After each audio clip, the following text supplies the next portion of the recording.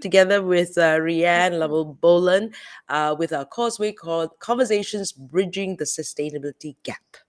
How are you? Absolutely. How are I you, am Rianne? very good, Frida. And I just wanted to mention and point out that we have been doing our Causeway conversations for one whole year. So Well happy done. anniversary to us Well done to and all us. of our network of amazing speakers that we've had over this last year. Wonderful to have been able to discuss so many interesting conversations. And I was just thinking as well, there's so many things to cover under sustainability, right? There's so many areas Absolutely. mangroves to, Gastronomy, gastronomy to indigenous people. All these things, play such an important, education. play such a important role in sustainability, underlying a lot of things that we want to talk about. And of course, this is the Yeah. first time that we're doing it on a weekday. I know we've been doing it Yes. for a year, but there were some times when in technology did not happen or we were busy traveling. And of course, we're doing Causeway Conversations because she's Rianne is technically out in Singapore and I'm out here in KL, hence the Causeway. But although she's Yes. not in Singapore at the moment, she's actually No, right now she, I'm just your she's neighbor down the she's road in across she's KL. across the highway. She's across the Yeah. highway. So also, we were experimenting with another thing called the shift, which is a show I've just started, and I just wanted to cover everything around sustainability as well, but even how people don't understand Mm, ESG. How correct. does it all fit in together? We're confused, and then even with larger corporations on that ESG bandwagon, and then I think our guest has disappeared.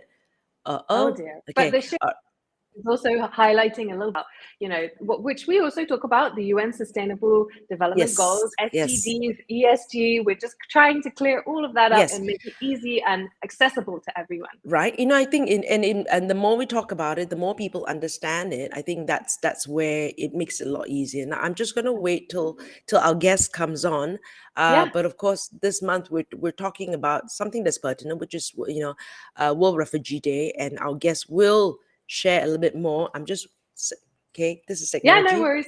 Yeah. But checking out the let WhatsApp conversation. Okay. well, let's Mm. talk a little bit more about the shift then, because that is actually coming out today. Where you and me, we spoke to Annabelle Co-Martinin, and she was actually our first ever Causeway conversation guest when we had her on June 18th for Sustainable Gastronomy Day. Mm. So later today, the interview will be posted on the shift on LinkedIn, On LinkedIn. and you can, yeah, and you'll be able to.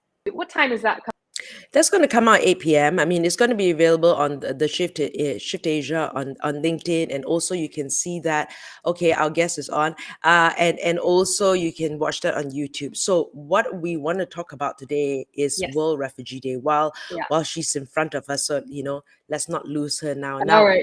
that So so World Refugee. let, Yes. so we start. Yeah. So over 89 million people are actually around the world have been forced to flee their homes. And among them are nearly 27 million refugees. That's around 41% of whom are under the age of 18.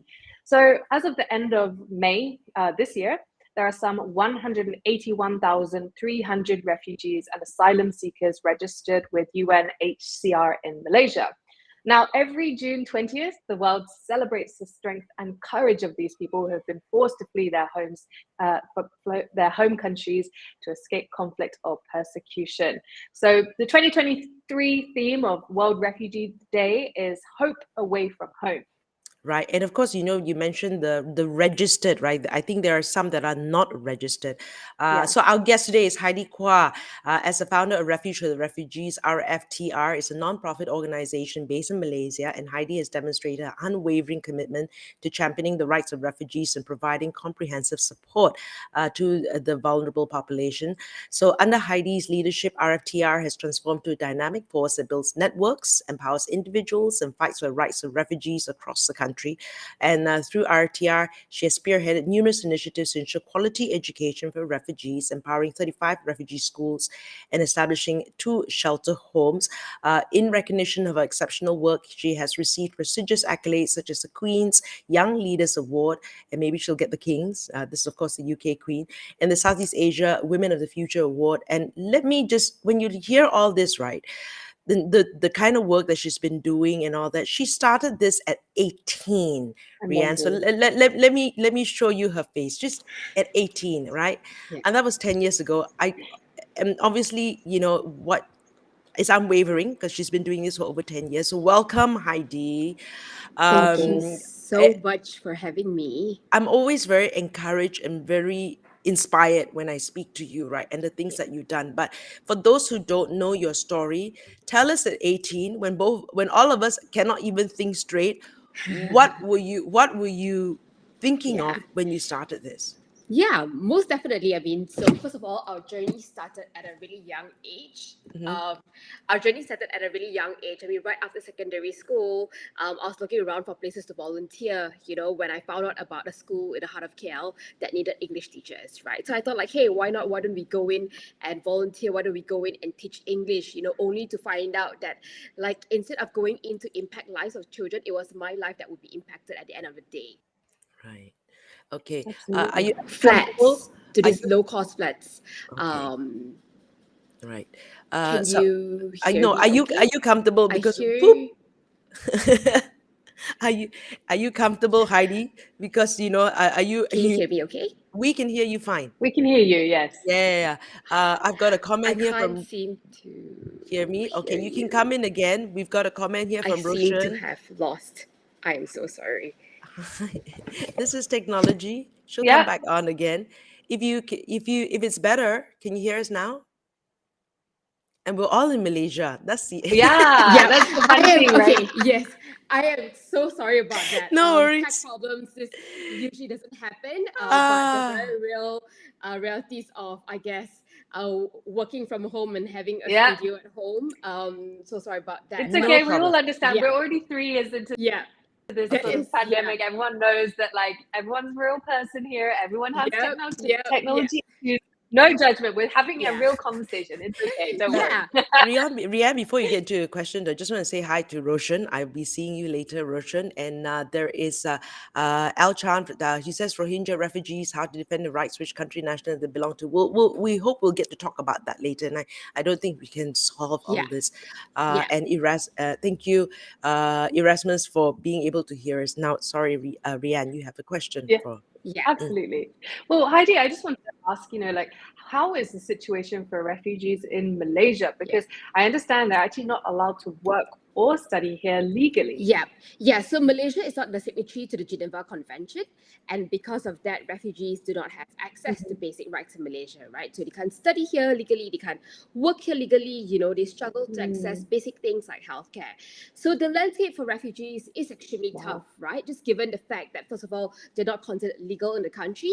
This means that oftentimes, there can also be a lot of times, immigration starts raiding homes of where this refugee stays at 11 o'clock to 2 a.m. in the morning, right? And it's an extremely frightening situation. Imagine this, globally, the resettlement rates are 0.01% globally.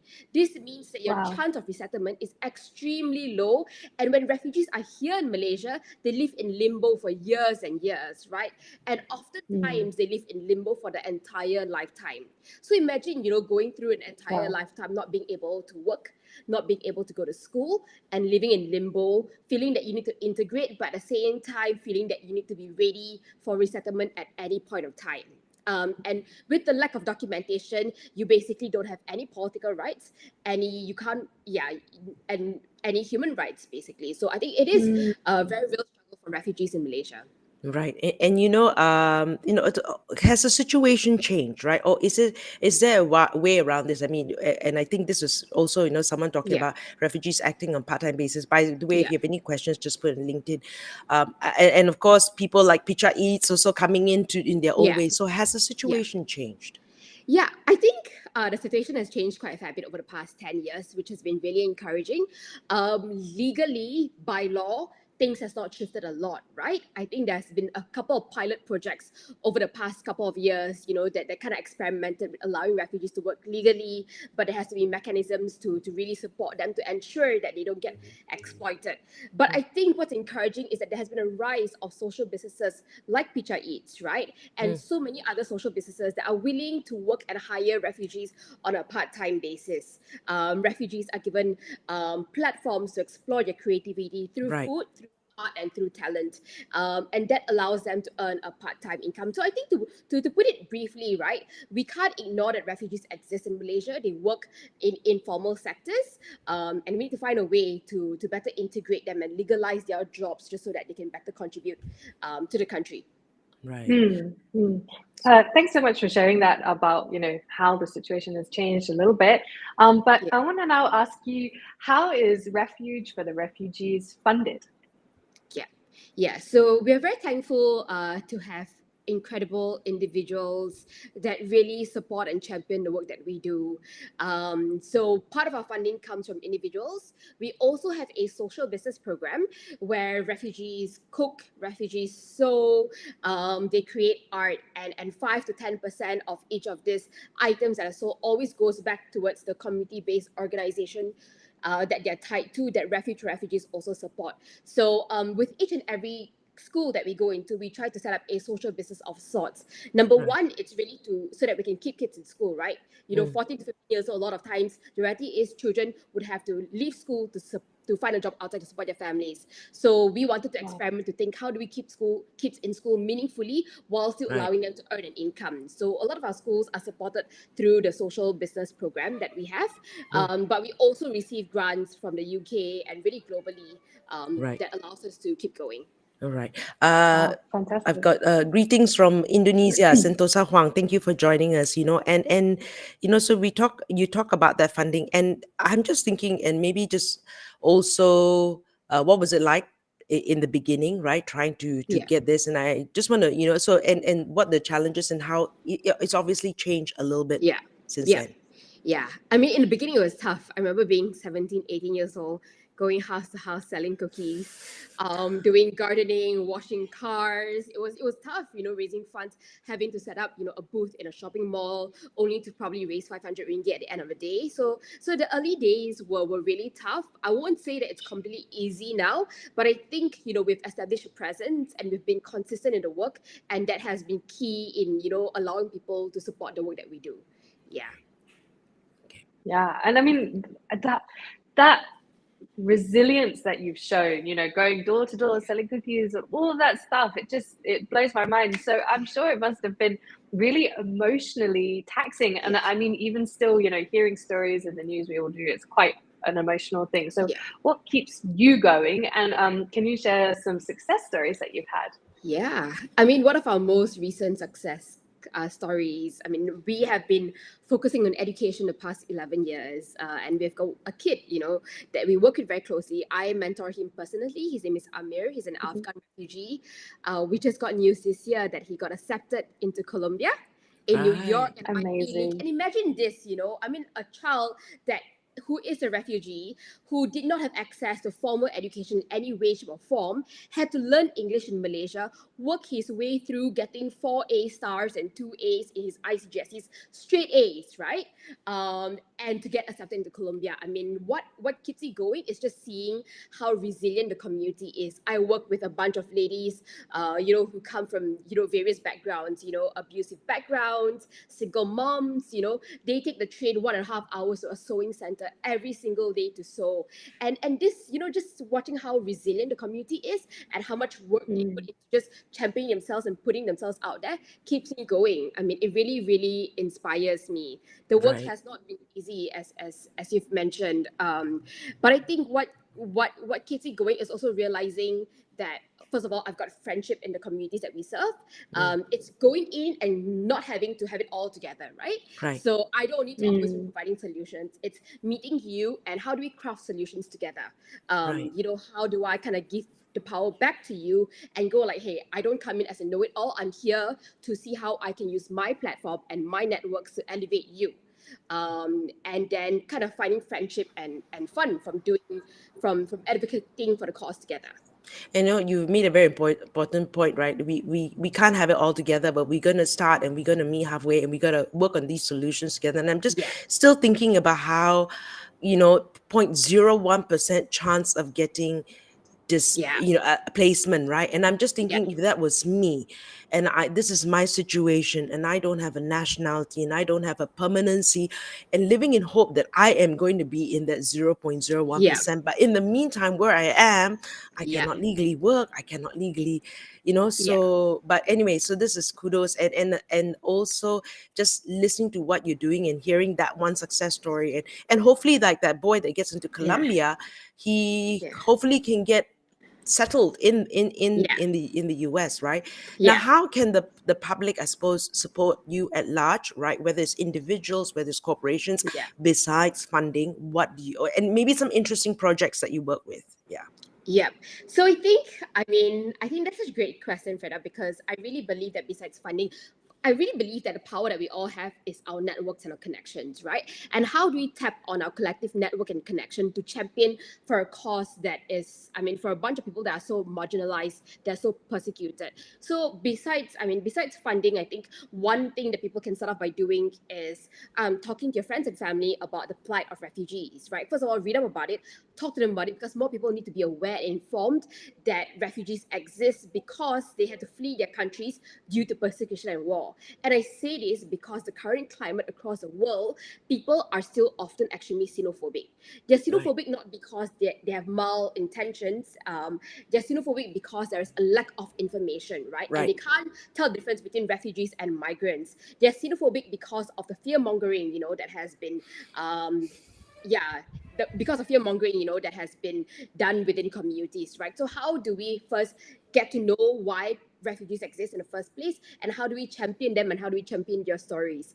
I tell Mm. people that in order to help refugees, you don't need to be running an NGO, you don't need to be an activist. You can just go on a community, meet someone, and be their friend. When I ask refugees, when I sit with them and go like, hey, what help do you need, they often tell me, I don't want handouts, I want friendship, because it's lonely, right? Having Mm. Right. fled persecution and war, you go to a foreign country, you're so new, you lack resources, you lack agency, it's frightening, you don't understand the language. But just having friendship with the locals makes a huge difference. So how do we start being friends with the refugee community? And a lot of my work has been that lately. I used to think that Right. being an activist means doing like huge advocacy work and pushing out strong statements and trying to push policies. But now I just spend a lot of my time eating with community and being in Right. community. And I realize that that's also very healing and empowering for them to realize that, hey, we don't see you as victims waiting. We don't see refugees as victims waiting for handouts. We see them as equal partners. And Right. yeah. Rian, before you go into the next question, this is a comment, and it's a very interesting comment. I guess a lot of people still don't understand. This is from Erasmus. Which government ministry is in charge of refugees can then turn them into part of our imported workforce like Myanmar, Vietnamese, Bangladesh? And this is something, we talk about, Yeah. but it's not so simple. Are there more Ukrainians seeking and UNHCR here in Malaysia? I don't think Yeah. the Ukrainians are So coming here, but yeah, go on. it's too Yeah. far. Mm. Ukraine is too far from Malaysia. A lot of the refugees that are in Malaysia are from neighboring countries. Right. 80% of the refugees are from Myanmar, Rohingya refugees, and refugees from the Chin State. Then the remaining 20% are refugees from Somalia, from Syria, from Afghanistan, from Sri Lanka, from Vietnam. So, but 80% are from Myanmar. And a lot of times, the Ukrainians would probably flee to the European region because they're much closer in proximity for them to get to. Right. Which government ministry are in charge of refugees? I mean, basically, refugees are kind of put under the home ministry where immigration is. But because Malaysia, our stand is, the Malaysian stand is Malaysia is not a signatory to the Refugee Convention Protocol, so it's not our duty to Right. legalize them to work, right? And that is the stand that the government is taking at the moment, which we understand. But I think there has been a more positive shift actually across parliament and in government. Right. There is politicians from both opposition and government are now realizing that we can't ignore that refugees exist in Malaysia. There's 180,000 of them, which is a big number, right? And how do we utilize them as part of our workforce? And I think Right. there's very positive discussions happening, and discussions need to be paired with studies and evidence, which Ideas Academy is great at doing, right? So it can't just be an emotional, like a humanitarian response. It has to be, Right. how do we include them in our ecosystem, and how do we boost our GDP, in allowing refugees to. So actually, I just wanted to touch on a little bit what you mentioned before about the fear mongering in recent years and everything like that, and how has your role actually changed more to getting people to see them as real human beings and not, whatever they have, whatever Statistics. their ideas are. And not statistics, correct. Yeah, I mean, so we try to do a lot more creative advocacy these days rather than just push out data and policies and telling people how they should respond, right? Because people don't like being told how they should feel and how they should act, how kind they need to be. So we're trying to humanize advocacy in that sense. We're trying to humanize the plight of refugees to show people that refugees are people too. One of it is a campaign that we've been involved in, which is still ongoing, really exciting. It's called Dari Dapur, From the Kitchen, where we've been working with chefs and refugee and migrant communities to cook dishes that represent home. And each and every time they do this, it's in their home. Sometimes it's in a plantation.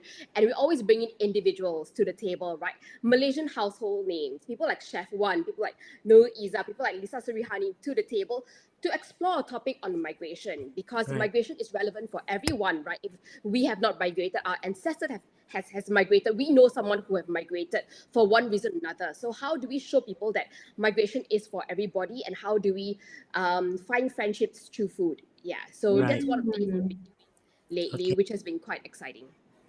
Okay, that's a very interesting question. And on a technicality, I want where if Malaysians marry refugees, can the spouses then seek work here legally? On a technicality, yes. Yes, I believe so. I believe that if Malaysians marry refugees, technically you can be here on a spousal visa. We think so. We didn't go that far. Yeah. Rian, did you have something to ask? Yeah, so I guess, going back to more about the funding and corporations, so we understand that BMW came in to support food distribution during the pandemic. Could you tell us a little bit more about that? Yeah, so during the pandemic, during lockdown, a lot of refugees and migrants lost their jobs, right? And because the daily wage earners, they didn't have the money or the finances to bulk purchase so that they had food supplies during lockdown. And so what we saw was absolutely necessary at that point of time was grocery aid for the community. So Refuge together with a few partner organizations, came together to push out about 1,000 packs of grocery aid for 1,000 families every single week. We're doing this for 2.5 years. But we realized that we couldn't get refugees to come to a central location to pick it up for several reasons. Number one, safety.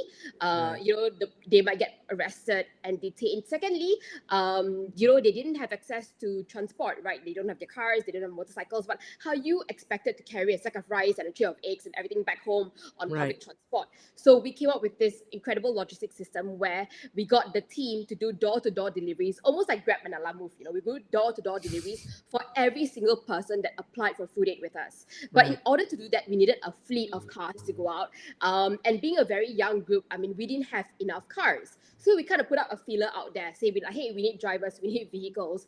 And BMW at a point of time spotted one of our posters and go like, hey, do you want to partner together? And we're like, what? That's crazy, right? But they say what you guys need are high capacity cars, literally SUVs. And because each of these sacks of rice were 10 kg, right? And groceries were 10 kg. So you need cars that can carry a lot at the same time. Smaller cars could not do that, right?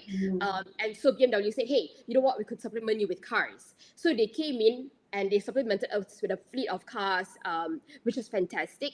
But they soon realized that beyond cars, we can actually get our staff to come on team to do deliveries with you. And so the entire team, not just the team working BMW, but their agency partners, everyone came down together to ensure that we could deliver food aid to as many families as possible. And I think that was just a fantastic example of what meaningful partnership can look like. Right. And it's not necessarily funding, but we have the resources, right? And it Yeah. comes in the form of cars and whatever. And a story like that, it's great. It's great branding, but it's not for the purpose of branding. And, but people will it's just a great idea. And so kudos to them. And I'm sure there are many other stories that kind. So I wanted to end off with this, Heidy, you've been doing this for 11 years, and it's many I don't know how many more years you have to do this. We hope that the situation change, right? And of course, this year's theme for World Refugee Day is hope away from home. What is your hope, Yeah. Heidy? I especially like this year's theme, Hope Away from Home, right? Because I think more than ever, I mean, my hope is that we continue learning to meaningfully welcome refugees in our doorstep, right? How do we create home for them here in Malaysia, even though this is a temporary home for them? I mean, I say this because I often imagine, what if I was forced to flee one day? And I can't imagine living as a foreigner or as an outsider in a country all the time, right? And so I think my hope is that we continue being kind and welcoming to refugees, finding ways to integrate them into a system and just seeing them as people as well. Yeah. Right. All right. Thank you so much. And then just another comment from Al, who was talking about how it was more for CSR rather than branding. Yeah, I know what you're trying to say, but at the same time, when you think of the company now, you think of it positively. So branding in that sense, right? It's not it just gives a positive brand. And thank you everyone, for all your questions, everything. And we'll give you a minute if you get any more questions for Heidy. But if not, thank you again, Heidy. Thank you for the work that you do. We do appreciate you. And of course, this has been, and we'll let you go. I know you've got work to do, important work to do. World Refugee Day happening June 20th. Rianne, Lowell Boland, and myself, Causeway Conversations, Bridging the Sustainability Gap. We'll be back next month for another interesting topic on sustainability. Absolutely. But in the meantime, thank you again, Heidy Quah from Refuge for the Refugees. Have a great day, everyone, and hope helping others progress every day. I love that, Al. Thank you. Yeah, that's so good. Thank you so and much. lovely to hear you, all the wonderful, inspiring work that you're doing, Heidi. Thank you so much for sharing more. All right. Bye, everyone. Thank you. Bye.